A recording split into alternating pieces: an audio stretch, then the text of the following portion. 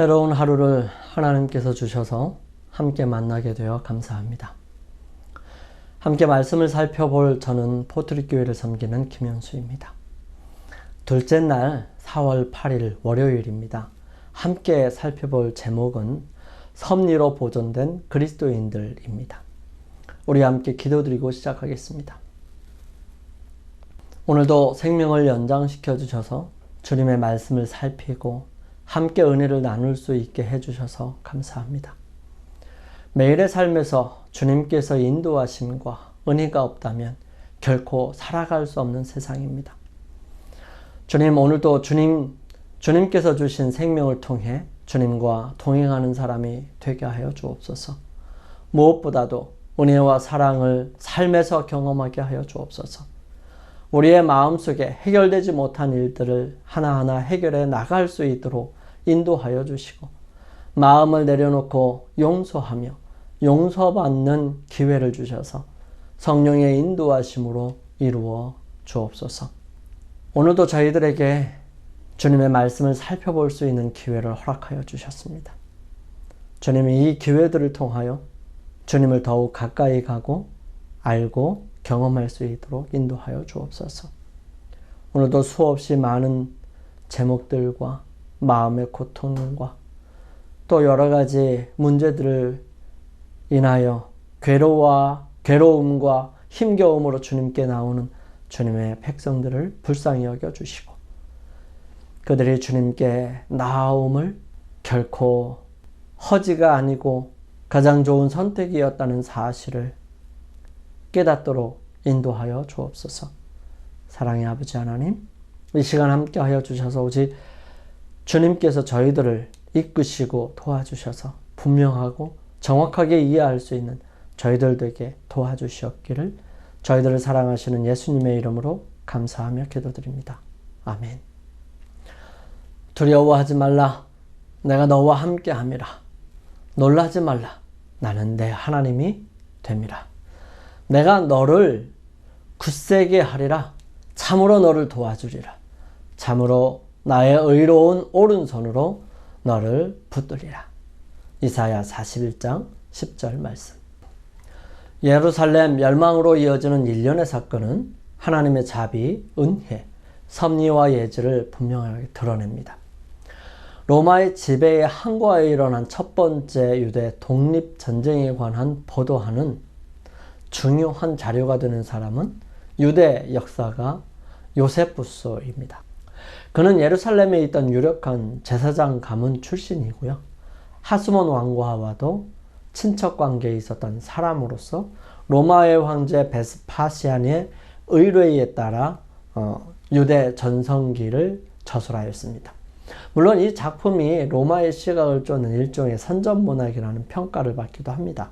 하지만 요세푸스는 전쟁 초기에 갈릴리 지방의 군 지휘자로서 전쟁에 적극적으로 참여한 사람이었기 때문에 그의 보도는 신빙성이 높다고 말할 수 있습니다.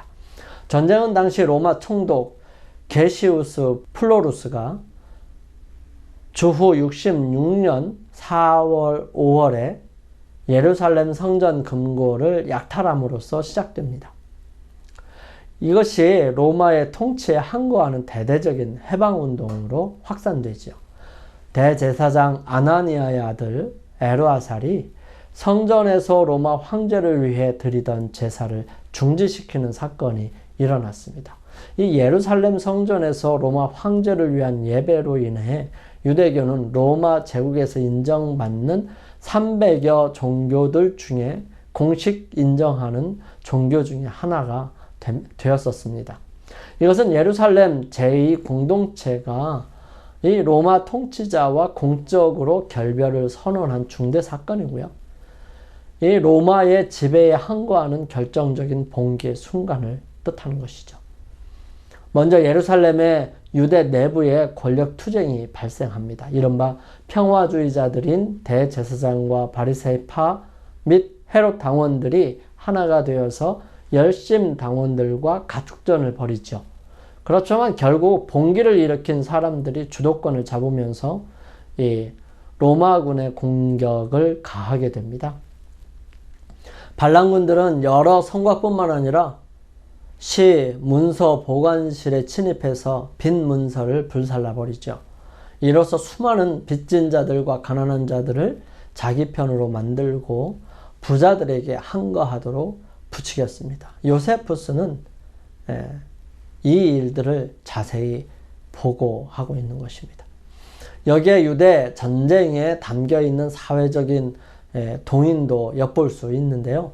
얼마 지나지 않아서 성전 수비를 위해 로마군이 지키던 이 안토니아 요새와 헤롯 왕궁이 열심당원들의 수중에 넘어가게 됩니다. 또한 메나헴이 열심당원들에게 가세하자 반란군의 사기는 더욱 고무됩니다.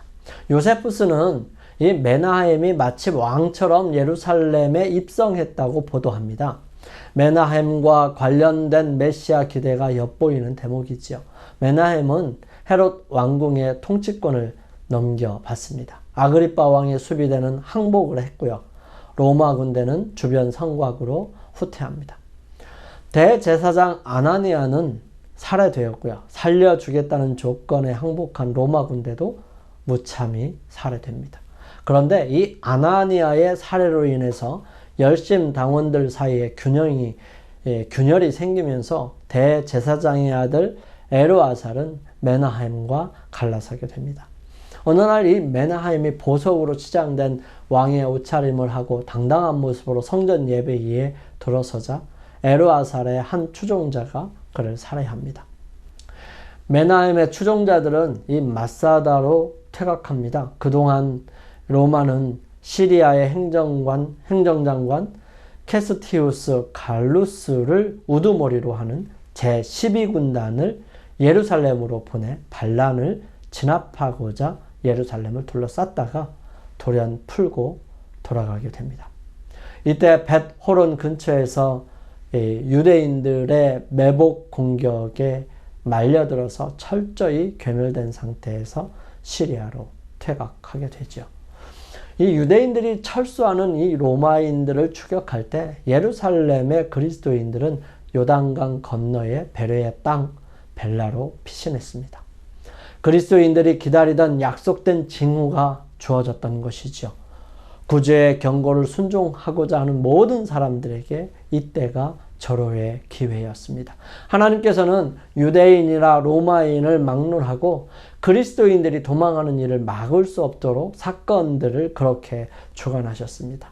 만약 이때에 지체했더라면 이 반란군들이나 열심당원들이 도망가는 사람들을 붙잡았을 거예요. 그렇지만 그러한 일들이 벌어지자마자 전쟁에 열심히 있었던 그 사람들을 뒤로하고 그들은 무사히 빠져나갈 수 있게 된 것입니다. 시편 46편 1절을 보면 이렇게 기록합니다. 하나님은 우리의 피난처시요 힘이시니 환난 중에 만날 큰 도움이시라. 하나님께서는 모든 사람들의 환난 중에 만날 큰 도움이 되신다는 사실입니다. 피난처가 되시는 사람들은 하나님의 도움을 기대하고 간구하는 사람들을 우리라고 표현하는 것이죠. 모든 사람들에게 기회가 주어지지만 지난 시간에 살펴보았듯이 거부하는 사람들에게는 그 기회를 받아들이지 않는 사람들에게는 피난처가 되지 아니하고 은혜가 되지 않는다는 사실입니다. 단지 받아들인 사람들에게만 하나님께서 피난처가 되시고 은혜가 되신다는 사실이죠. 하나님께서는 이사야 41장 10절에 이렇게 설명합니다. 두려워하지 말라. 내가 너와 함께 함이라. 놀라지 말라. 나는 내 하나님이 됨이라. 내가 너를 굳세게 하리라. 참으로 너를 도와주리라. 참으로 나의 의로운 오른손으로 너를 붙들리라 말씀하십니다. 이 구절들은 하나님의 돌보시는 섭리에 대해 어떻게 말해주고 계십니까? 하나님은 세상을 주관하시고 당신의 거룩한 뜻을 궁극적으로 성취하시기 위해 이 땅에서 일어나는 사건들을 다스리십니다. 하나님은 인간의 선택에 따라 때때로 계획을 변경하기도 하시지만 이 땅에 대한 그분의 궁극적인 계획인 죄로부터의 완전한 구원은 성취될 것입니다. 하나님의 백성이 그리스도를 위하여 고난과 핍박, 투옥과 죽음까지 경험할 때도 있을 것입니다. 그렇지만 사단의 악랄한 공격으로 가장 어려운 시기에도 하나님은 그분의 교회를 돌보시고 보호하십니다. 히브리서 11장 35절에서 38절은 이렇게 기록합니다. 여자들은 자기의 죽은 자들을 부활로 받아들이기도 하며 또 어떤 이들은 더 좋은 부활을 얻고자 하여 심한 고문을 받되 구차히 풀려나기를 원하지 아니하였으며 또 어떤 이들은 조롱과 채찍질 뿐만 아니라 결박과 옥에 갇히는 시련도 받았으며 돌로 치는 것과 톱으로 켜는 것과 시험과 칼로 죽임을 당하고 양과 염소의 가죽을 입고 유리하여 궁핍과 환난과 학대를 받았으니 이런 사람은 세상이 감당하지 못하느니라. 그들이 광야와 산과 동굴과 토굴에 유리하였느니라. 수없이 많은 상황들 속에서 믿음을 지켜가던 사람들이 있었습니다. 로마의 핍박으로 인하여 땅속으로 들어간 카타콤의 순교자들, 그리고 교회의 타락으로 인하여 떠돌고 산으로 들어간 walden스인들, 여러 하나님을 믿는 신실한 사람들은 고통과 어려움 속에 있었던 것은 사실입니다. 하지만 그들을 보호하시고 인도하시고 붙드셨던 분은 하나님이십니다. 그런 그리스도인들에게 주님께서는 이렇게 말씀하시지요. 요한계시록 2장 10절 말씀이에요. 너는 장차 받을 고난을 두려워하지 마라. 볼지어다 마귀가 장차 너희 가운데서 몇 사람을 옥에 던져 시험을 받게 하리니 너희가 10일 동안 환난을 받으리라. 내가 죽도록 충성하라. 그리하면 내가 생명의 관을 내게 주리라. 이 구절들은 악의 세력과 우리의 싸움의 실태를 어떻게 나타내고 있습니까? 이 구절들은 위에 구절에서 살펴본 하나님의 보호하심에 대한 이해와 어떻게 조화를 이룰 수 있을까요? 그리스도를 위해 고통스러운 시련과 심지어 순교자로서 죽는 것까지 허락하신다는 개념과 하나님의 보호하심은 어떻게 조화를 이룰 수 있을까요? 폭력으로 그리스도 교회를 멸하려던 사단의 노력은 허지로 돌아갔다. 예수님의 제자들이 생명을 바친 대쟁투는 그 충실한 기수들이 자기의 담당 구역에서 싸우다 쓰러졌을 때 끝나지 않았다. 그들은 패배로 정복하였다. 하나님의 일꾼들은 죽음을 당했지만 그분의 사업은 꾸준히 전진했다. 하나님은 세상을 주관하시고 뜻을 이루시기 위해 이 땅의 일들을 다스리십니다. 사단의 공격으로 가장 어려운 시기에도 그분은 교회를 돌보시고 보호하십니다. 물론 많은 사람들이 죽고 어려움을 당할 수 있지만 그런 것들을 통하여 그것 아니면 구원받을 수 없을, 회개하지 못할 사람들을 구원할 수 있었고요. 그러한 안타까움과 그러한 간절함이 더 진실한 신앙을 할 수 있도록 만들었다는 사실에 하나님께서는 그것들을 허락하시고 또한 그 사람들을 통하여 더 깊은 하나님의 사랑을 경험할 수 있도록 이끄셨다는 사실입니다. 영감의 교훈입니다. 죽음으로 승리하는 하나님의 백성. 각 시대를 통하여 사단은 하나님의 백성을 핍박하였다. 사단은 그들을 고문하고 사형에 처하였으나 그들은 죽음으로 승리자가 되었다. 그들은 사단보다 더 강하신 분의 능력의 증거였다. 악인들이 육체는 고문하고 죽일지 모르나 하나님 안에 그리스도와 함께 감추인 생명은 건드릴 수 없다. 그들은 남녀들을 감옥에 감금할 수 있으나 정신은 결박할 수 없다. 사도행적 576페이지에 있는 말씀이에요. 우리 함께 기도드리겠습니다. 저희들을 사랑하시는 아버지 하나님, 멸망하는 예루살렘에서 하나님의 종들을 구원하시는 섭리와 보호하심을 감사합니다. 적이 사방으로 포위한 것 같은 어려운 때에도 도우시고 인도하심을 믿습니다. 오늘 저의 삶에 함께 하셔서 승리하게 힘주시고 발걸음을 인도하여 주옵소서. 매 순간마다 주님을 바라보며 믿음으로 전진하는 저희들이 되게 인도하여 주셔서 매일매일 승리하는 삶을 살게 하여 주시옵기를 저희들을 사랑하시는 예수님의 이름으로 감사하며 기도드립니다. 아멘.